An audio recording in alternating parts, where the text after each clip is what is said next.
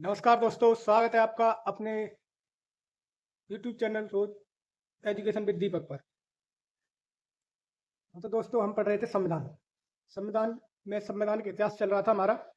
और हम 1773 से 1853 तक का हम के सारे एक्ट हम पढ़ चुके हैं।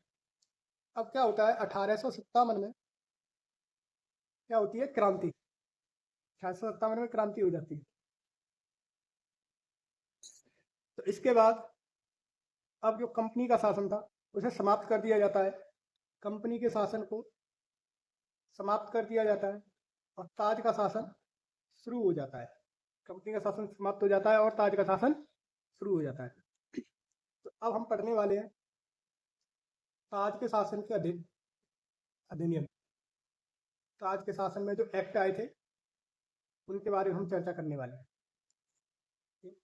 तो दोस्तों, वीडियो शुरू करने से पहले वीडियो को लाइक करें, शेयर करें और चैनल को सब्सक्राइब करें। ठीक है। तो हमारा पहला अधिनियम है हमारा 1858 का भारत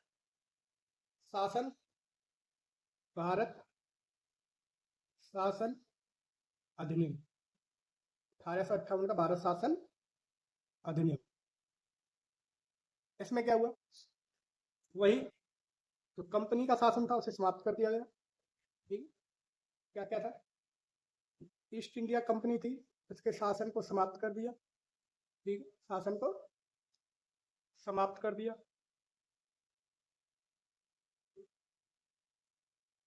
गया। नंबर 2, क्राउन यानी कि ताज का शासन शुरू हो गया। क्राउन का शासन शुरू। ठीक है। और जो भारत का गवर्नर जनरल था उसे भारत का वायसराय बना दिया। भारत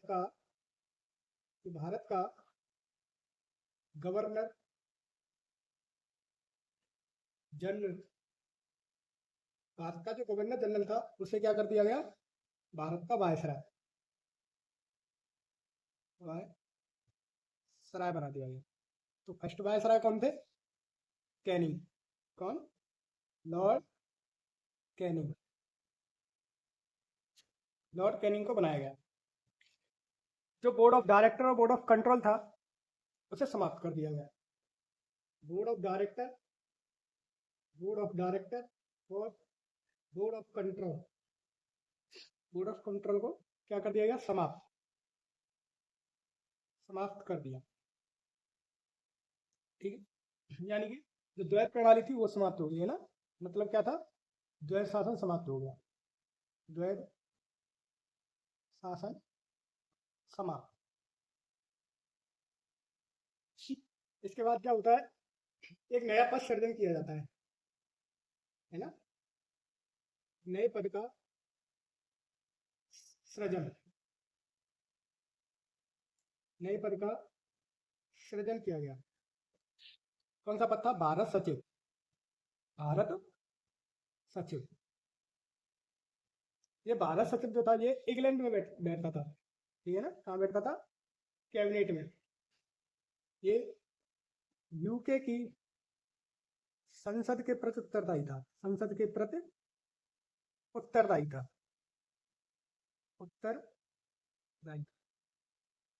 क्योंकि ये यूके की कैबिनेट का मंत्री होता था। ठीक है ना। इसमें कितने सदस्य थे, इसके लिए 15 सदस्यीय परिषद का गठन किया गया। इसकी सहायता के लिए एक 15 सदस्यीय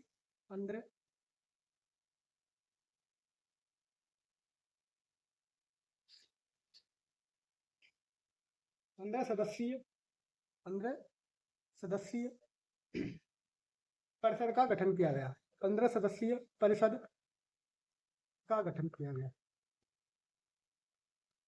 तो इतने सारे काम हुए थे 1858 के भारत शासन अधिनियम से।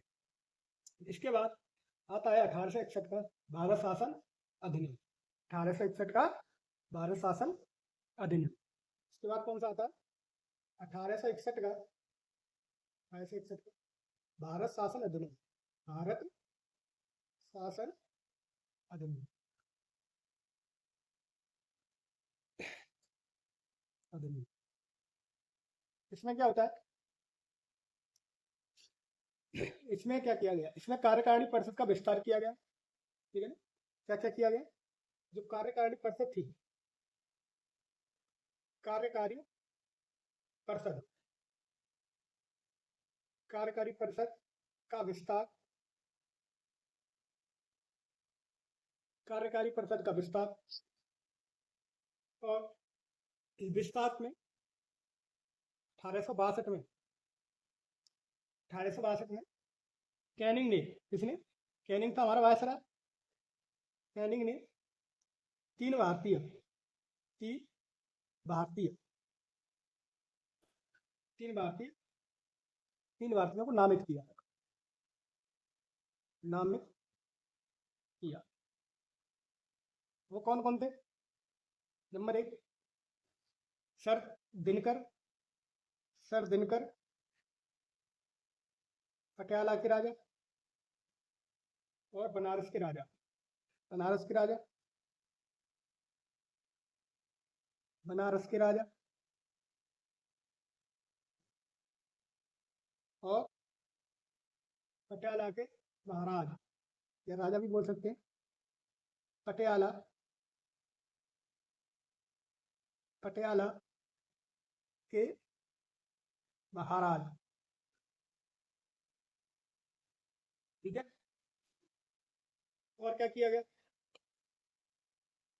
मद्रास और बंबई को, मद्रास, मद्रास और बंबई विधायी शक्तियां वापस कर दी गई, इनकी जो विधायी शक्ति थी, विधायी शक्तियां वापस कर दी गई।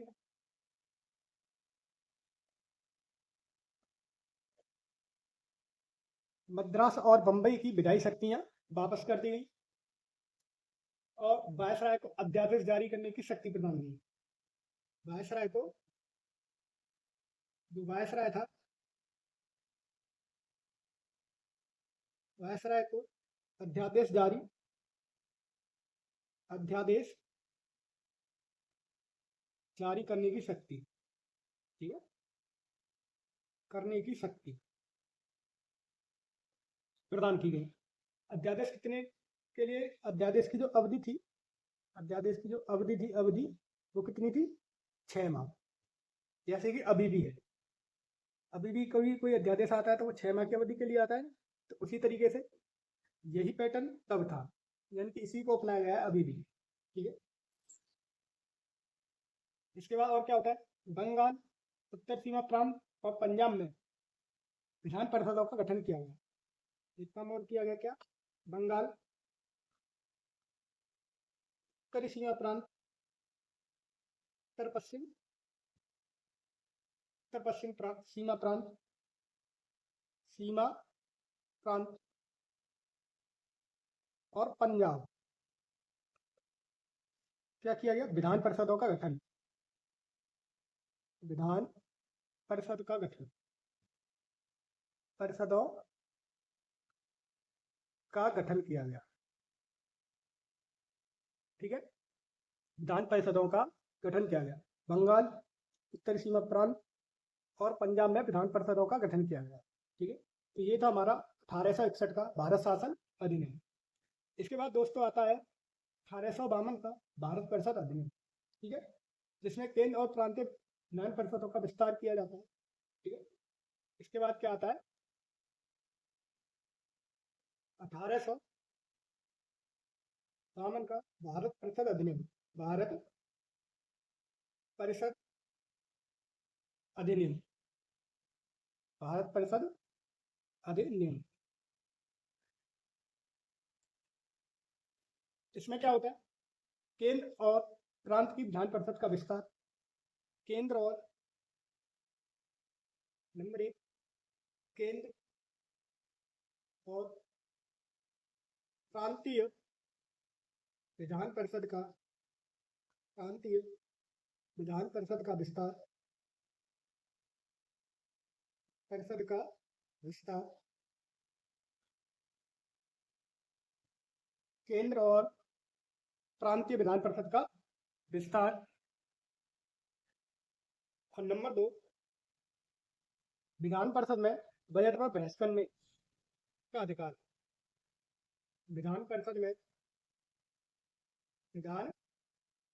परिषद में जो बजट आता था ना, बजट पर बहस करने का अधिकार, बजट पर बहस करने का अधिकार, करने का अधिकार। तो ये 2 मेजर काम किए गए थे, ठीक है ना। उसके बाद आता है 1909 का मार्ले मिंटो एक्ट। 1909 का मार्ले मिंटो एक्ट। इसमें क्या किया जाता है? इसके बाद आता है 1909 का Morley Minto act. Morley Minto act आता है 1909 का मार्ले मिंटो एक्ट। इसमें क्या था? मिंटो वायसराय था और मार्ले सचिव। मिंटो कौन था? मिंटो वायसराय और मार्ले था भारत सचिव। ये भारत सचिव था और मिंटो था वायसराय, ठीक है। उसके बाद क्या होता है? इसमें क्या क्या किया गया? इसमें किया गया केंद्रीय परिषद, जो केंद्रीय परिषद थी, केंद्रीय परिषद, केंद्रीय परिषद में सदस्यों की संख्या, जो सदस्य थे ना हमारे, सदस्यों की संख्या, सदस्यों की संख्या 16 से 60 कर दी। यानी कि केंद्रीय परिषद में 16 सदस्य हुआ करते थे, अब उनको बढ़ा के 60 कर दिया गया। प्रांतों में गैर सरकारी सदस्यों का बहुमत की अनुमति दी गई। तो प्रांतीय परिषद थी, प्रांतीय परिषद, प्रांतीय परिषद में गैर सरकारी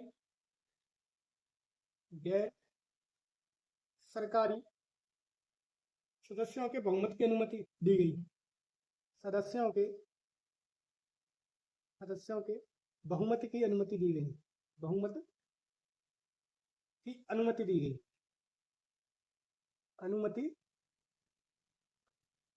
अनुमति दी गई, ठीक है। जो प्रांतीय परिषद थी उन्हें गैर सरकारी सदस्यों का बहुमत की अनुमति दी गई।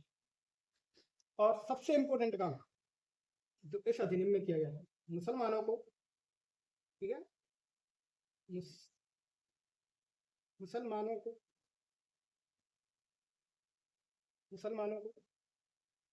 सांप्रदायिक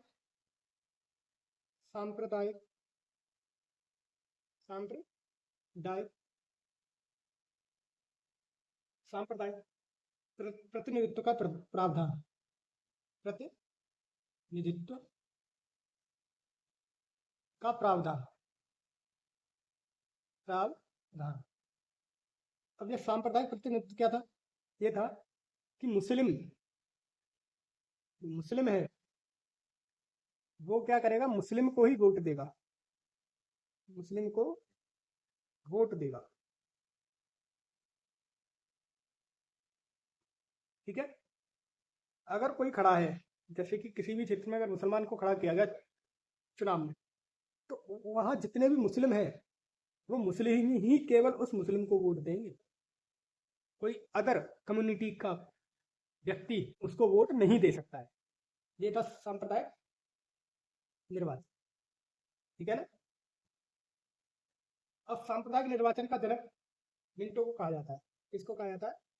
तो सांप्रदायिक, इसमें हम एक और तो लिखेंगे, सांप्रदायिक निर्वाचन का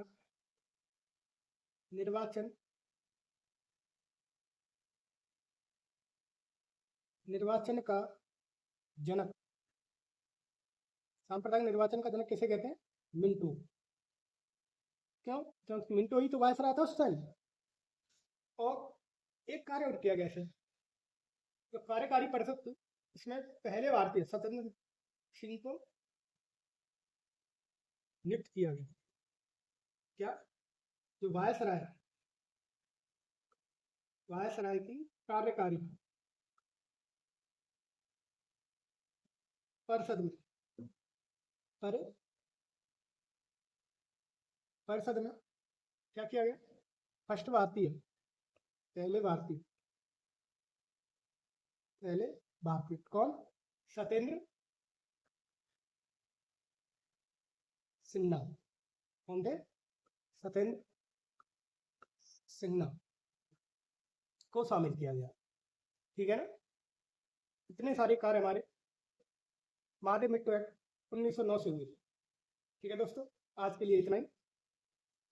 और अगर वीडियो अच्छा लगा हो तो वीडियो को लाइक करें, शेयर करें और हमारे चैनल को सब्सक्राइब करें, जिससे हमारे आगे आने वाले वीडियो आपको तुरंत मिल जाए, और बेल आइकन को प्रेस करें। धन्यवाद।